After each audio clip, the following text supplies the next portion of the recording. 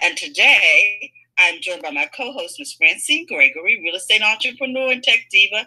I'm Terralina from California Cover-Ups, and our guest today is Avery Baker, who will be talking to us today about respect. But before we do that, I want to welcome you to the show and let you know that today is Thursday, where our normal co-host is Robin Shimizu, but she is not going to be with us today. If she gets a chance, she'll pop in mobile. And we are talking health and wealthness. I always have to think about this because Francine knows I'll get it sooner or later. Health and wealthness, because we believe that you cannot be wealthy unless you have your health. And today we're going to be talking about some things that will help us to, what would you say, improve customer service? Yes. Okay. And this is, I think this is going to improve us as human beings if we can take, I think, which covers, it'll cross over into everything. You'll feel better, you act better, have better, do better. Exactly. So we have Avery Baker, and his father is Brian Baker, and they have a program called Respectology, and their website is respectologynow.com. And he's going to be coming to us to tell us a little bit about what it is they do, how they do it, and how we can implement it in our lives to make us healthier and wealthier. How are you today, Avery? I'm doing very well. How are you, ladies? Very good. Welcome to the show. Thank you. Thank you for having me. We need to know a little bit about what it is you guys do over there on your wonderful site and who it is you serve. Could you give us a little background about how you got started? Yeah, definitely. So, backstory is my father actually just retired after 25 years in corporate America. And he's launched his company, Respectology. This has been, for some time, he's been thinking about this. So I'm really proud of him because he's taken this leap. He's starting this journey. And as he says, he's broken out of the golden handcuffs of corporate America. And during his time there, I could tell he was just losing a lot of motivation.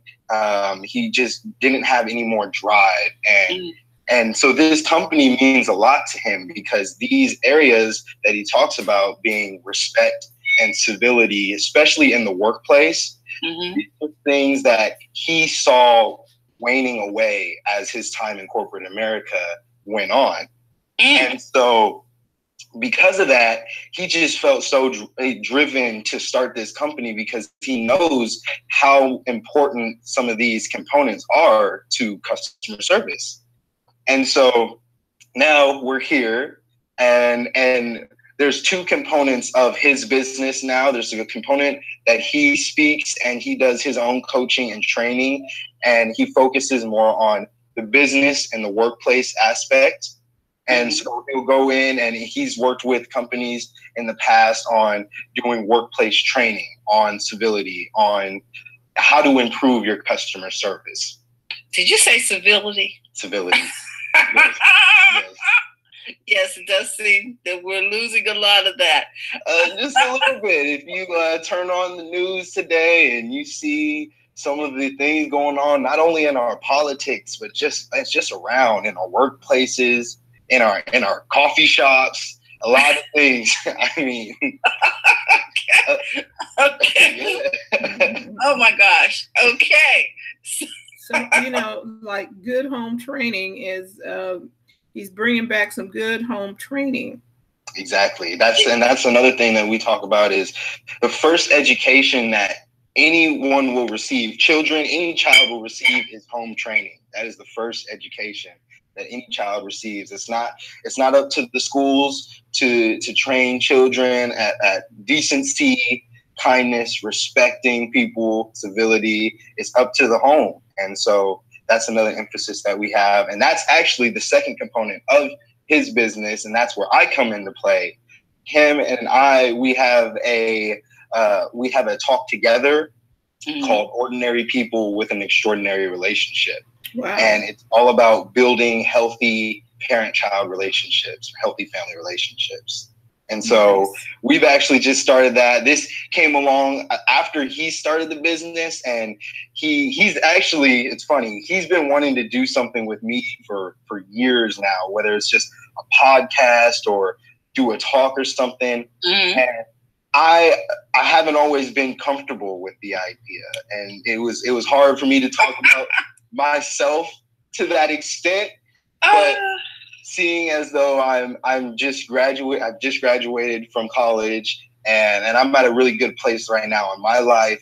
I've grown a little bit, and so now I'm at a better place where I feel comfortable and confident, and I really do want to help people, and that's the whole point of our talk together. Nice. So go ahead, Francine. Because I just love the fact that his father's retirement hooked up with his graduation. Is that right? Father is an excellent planner. I trust me. I know. I look back on it and I'm like, you really planned this out pretty good, huh? Yes. So I think he's probably been speaking it to you for a while. Go ahead, Fran. What were you going to ask? No, just continue. I was just I was just thinking that if we all planned kind of like your dad planned, we probably have some better outcomes, even if what was happening wasn't so good. You understand what I mean? Your outcomes are better when they're planned than when they're not.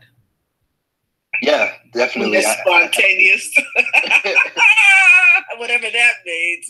He's always been a planner. I'm a little bit more on the spontaneous side. I'm ready to go, but I think that's why it works out, because he's had this planned, and now after me graduating, I'm just kind of like, all right, well, you know what? Let's start this journey, and let's see where it can take us. So yeah, it's exciting.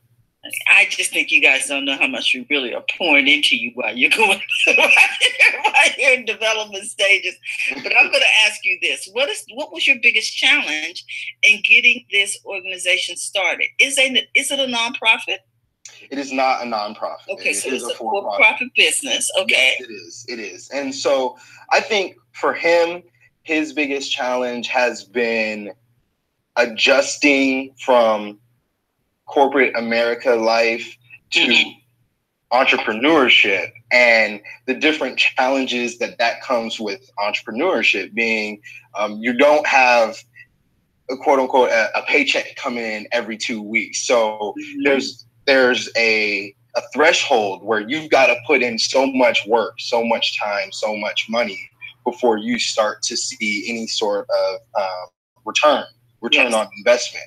So that's been a bit of a challenge for him, I believe, just me watching him. But he's honestly, because he's so passionate about this, I think it's good because it doesn't feel like work to him. I can tell that he's doing this for the joy of doing it, and that's the beautiful part about it. And he's a lot more relaxed. Yeah, well, it's funny. This may be a generational thing, but I look at him and he's still just wired as if like I gotta meet these deadlines. But that's part of the adjustment process for him. It's like the deadlines are different. What you're doing on your own, you may not have to have this meeting done in the next 2 weeks. It may happen in 10 days. It may happen in 30 days. But the whole point of it is you can go at your own pace. So I think he's getting adjusted to understanding that he can be a little bit more relaxed. Okay. So with Respectology, how does that play in the workplace, or how does that play for a small business owner? They're just getting started, not quite sure what to do. Is this a key spot for them to begin putting that philosophy or that culture into play now? Yeah, definitely. So one of the things that my dad coaches on or trains on is emotional intelligence. And with that comes soft skills. So one of his favorite phrases that he's been using around the house lately is soft skills aren't hard. You just have to put in the work. Wow, and it's true. And these soft skills, when he's talking about courtesy, kindness, and civility, he's talking about it's you're a much more pleasant team member, or you're much more pleasant in the workplace when you can provide those soft skills. And that's his point. And then you take that to the customer service aspect. If you treat your customers like guests, they're more likely to stay around and they're more likely to return. And so that's really what he emphasizes when he talks to businesses. He wants to emphasize how soft skills can really take your business to another level. Oh, so here's the thing. I just got a revelation. So everyone who wants to scramble after followers and after likes and what have you, if you treat the people that you already have with civility, respect, talk to them, and help them, you're probably going to get more likes. Exactly. And more engagement, and more, people want to hurry up and grow their numbers or whatever. But the more and more I'm hearing about it, it's going to take civility and respect, kindness, politeness, all of these things to make it grow. And it's not going to happen overnight. Yeah, exactly. And emotional awareness, just understanding how what you're doing or saying can affect those around you. And you mentioned small business owners, or just business owners in general. That's really who this is very important for people who own their own business to hear, because they're the ones that are going to have people working for them. And so I was told a little bit ago, maybe a year ago, that it's one thing to be a boss, it's another thing to be a leader. And so you when you're leading people, you've got to convince them that and make them feel comfortable with them following you. And so that's really what's important when we're talking about business owners, or just executives, CEOs, people in high level management positions. Wow. Now, I like that. Yes. Boss versus leader. There you go. There's a boss. Okay, because everybody wants to be their own boss. Maybe I hear the term a lot. Maybe we I'm should a boss. become. I'm a boss. I get it done. I'm a boss. and that's great. But if you've got nobody to that will follow your vision, boss. Nobody. Yeah, exactly. Nobody the boss. If everybody that you're a boss of is gone, then you're just by yourself. And see, and that right there speaks to a lot of things, because if you're your own boss, the people that are buying your product are still people that you're leading. You're leading them somewhere. Okay. So I'd rather be a leader and be a good one. Yes. And not maybe so much a boss. Right. Because what is the term, the little kids? You're not the boss of me. All the time. Because you're telling people what to do. You're telling people what to do instead of leading them to where you want to take them. Right. And you even touched on, there's a connotation behind the words, when, just like you said, when children are saying, you're not the boss of me, it kind of has a negative twang to it. But when you call somebody a leader, that's somebody you respect more. That's somebody that you want to follow. So there is a difference. And I should add that what my dad is doing and his expertise comes from working in environments where he dealt with people above him, and he was in management himself. So he had people who he was the boss of. And what he's talking about these are his experience, definitely, but it's been through trial and error and through his own knowledge of working in these corporate environments. And so after 25 years, he's seen a lot, and he's worked with a lot of people, and he knows who's been successful and who's not been successful, and the type of people that it takes to really be successful. So now it's my understanding you have an event coming up, and that can you tell us a little bit about it? How can we benefit from this event? Who should come to the event? That kind of thing. Yeah. What, where, when, and why? Okay. So I'll start by the details of the event. We're hosting a talk. This will be our third talk to the public, to an audience, and this is a free event. It's going to be taking place on this Saturday, June 16th at 1:00. It's going to be held at a church called the Table Church in East Sacramento. It's right over on 8th Street. If you're familiar with the East Sacramento area.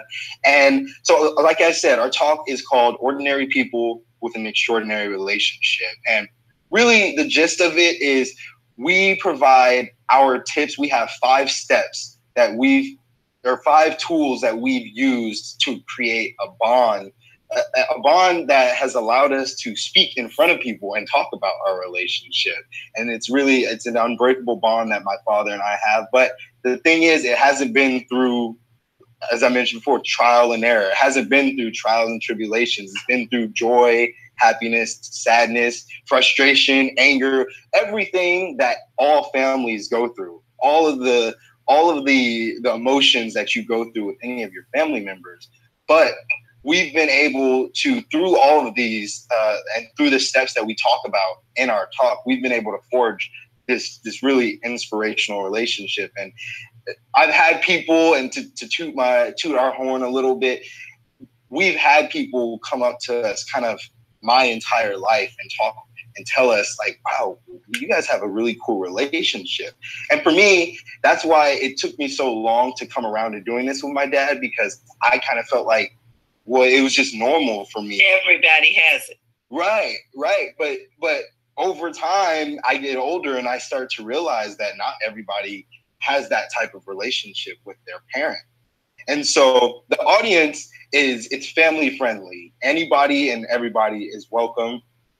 We encourage young adults such as myself to come. We encourage young parents to come. And it's really it's an inspirational story that we tell.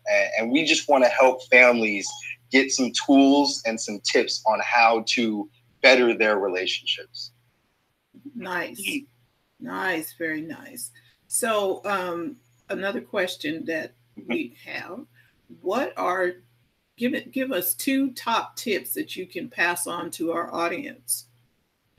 Yeah. So of the tips that we talk about, I would say the most important ones is building trust. Okay. That is, and that's a lot easier said than done, but it's through your actions from both ends, from a parent and from a child. And we touch on that. And that's the really cool part about our talk is with each one of our tips, we give our own perspectives as a child. What does it mean to build trust? What does it mean for a parent to build trust in you? And same thing for a parent. What does it mean for your child to really build up that trust? And so I would say build trust, and that means being accountable for your actions from both ends. Again, that would be the first tip. The second tip that really has been the most beneficial for our relationship is open communication. Mm-hmm. And that becomes a bit of a gray area for some parents, because what is open communication? What is open communication? What is open dialogue? What is the ability for your kid to be comfortable enough and going and speaking with you about anything? And so it becomes, well, do you want your child to speak to you about anything, or would you rather them learn it from their peers, learn it from the internet? And so we dive into that because it's very interesting, especially in the time that I grew up in. I grew up with more access to so much more information. Mm. And my father always kind of felt like it was a battle between what was going on in the world and what he was trying to teach me at home. Mm-hmm. And so he had to make sure that his teachings and the morals and the values that he was guiding me towards weren't just thrown off because, oh, I got a new iPhone, or, like this. There's so many distractions that we go through. And so the 2 that I would say are building trust and open communication. And we definitely dive in a lot deeper in our talk. I like the idea of the building the trust, and then doing it from the perspective of the child and the perspective of the parent, and then the open communication, because you hit something. There are so many voices right now. There are stuff pinging on your phone, and then there's Netflix is telling you something else is coming up, and then there's, you know, Joey across the street has something to say, and then Susie over there at your workstation has something to say.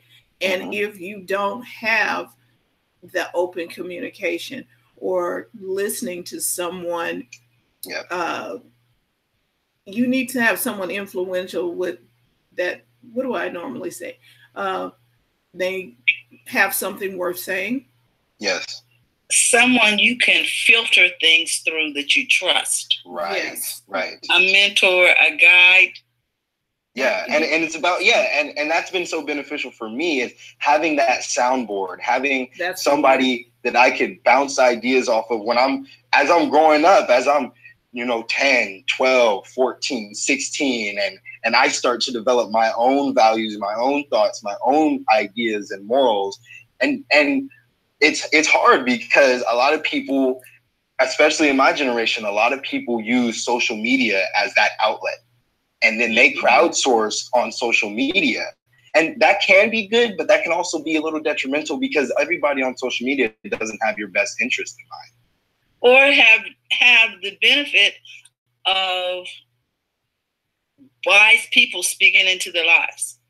So they can only make suggestions based on their personal experiences. Right. If they didn't get if what they're getting is trash, then what they're given is trash. Because that's all they know. And then we're passing the garbage can around, and that is really not cool. Because we know that what you have received from your father is unique. Now, I like the idea that you want to share it with the community. What is the format for this meeting? Are we sitting around a table? What will people be doing? Yeah, so we speak to the audience. So we're up front, we're on the stage, and we're speaking to the audience. So for the first 40, it's an hour-long talk. And for the first 45 minutes, it's me and my father. And really, we break down these steps via stories that we've had throughout our lives. And so we kind of give the audience some stories and examples of what we mean by each of these steps. Gotcha. And then the last 15 minutes is actually a Q&A session. So we open it up to the floor. We open it up to the audience because there's a lot of stories, and we've found out that people really are curious and they want to go deeper into what it is exactly. Like, how did this story come about? How did this play out?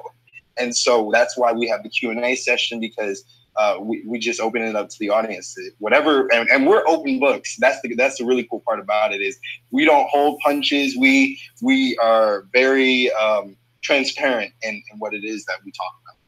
Oh, okay. So, go ahead, friend. What was your best day ever? What was my best day ever? It's interesting. I would say, to be honest, my best day ever, it sounds cliche. Okay, I'm not going to say graduation, because that just happened. That was two or 3 weeks ago. That was a great day. But what I will say is, last year in 2017, I studied abroad in Australia. Wow. And it was so satisfying that when I landed there, it was just everything that I went through, from the application process to just me taking that step for myself and just going to the other side of the world, having never left the continent, never left North America. That might have been my best day ever. Cool. Yes, getting out of the neighborhood. Did you spend a semester? Yeah, I did. 5 months, and I lived in Sydney, and I traveled around Australia, and I actually went to Bali. That was really cool as well. So yeah, nice. That was a great experience. Yes. It sounds like it was. Get out the house.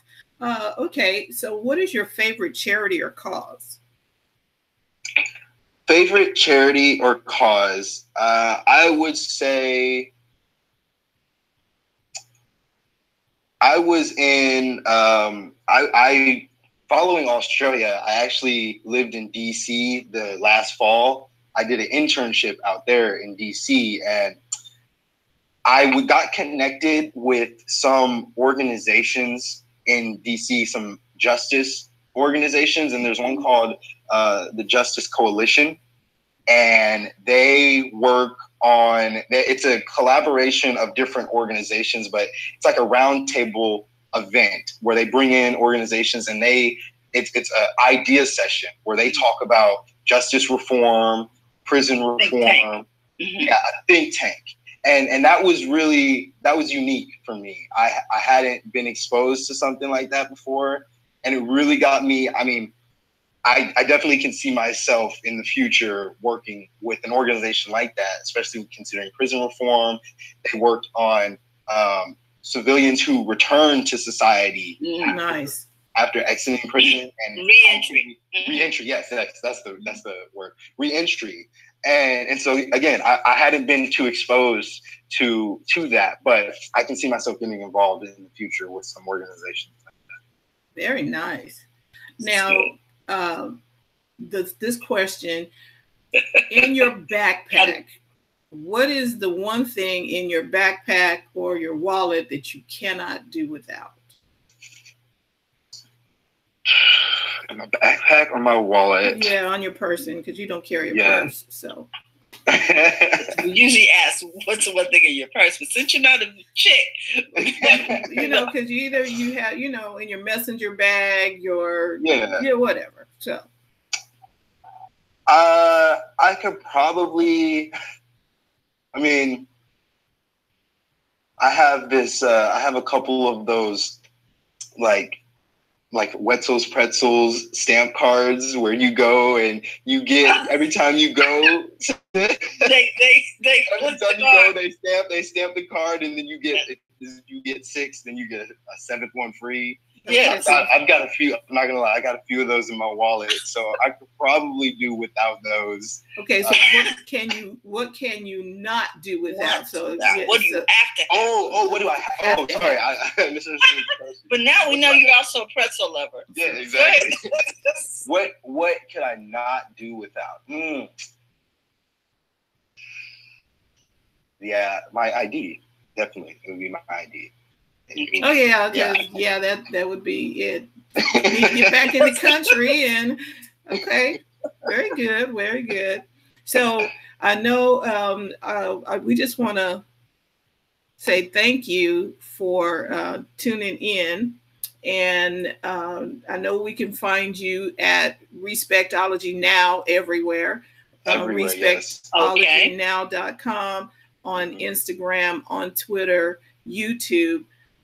We are inviting all of our listeners and the people watching live here. Thank you for tuning in, Christy and Karen, and all of those who are watching us and watching the replay.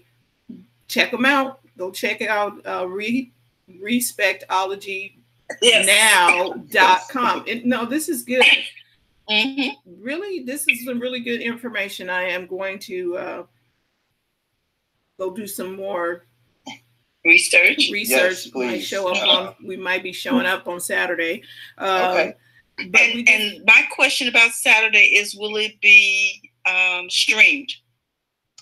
We are working on that. I don't know just yet, but we are working on that, trying to get a Facebook Live. So if we do get the Facebook Live, it will be on Respectology Now Facebook, or excuse me, Respectology, the Facebook page. That's the name of the Facebook page, is Respectology. And if we can get a live stream up, then it'll be broadcasted through that. But again, Saturday, June 16th, free to the public. It starts at 1 o'clock. We encourage people to get there about 12:45 to get a good seat. And bring your family, bring anybody. We ask, if you come, please bring one person so we can really get the place filled. And we just want to get the message out. We've been working really hard on it for the past couple of months, and we know everybody will enjoy it. And ideally, you get at least one thing that you can take away from our talk. Nice. And the city is? Sacramento, California. We're talking to the world here. Okay, sorry about that. So, Sacramento. Okay. So we invite you to follow Respectology Now. Check them out. And we will see you again because we're going to have you all come back another time. And Christy says, got to get my dad here. Yeah, Christy says, brilliant people. And then Rika says, nice. So thank you all for tuning in.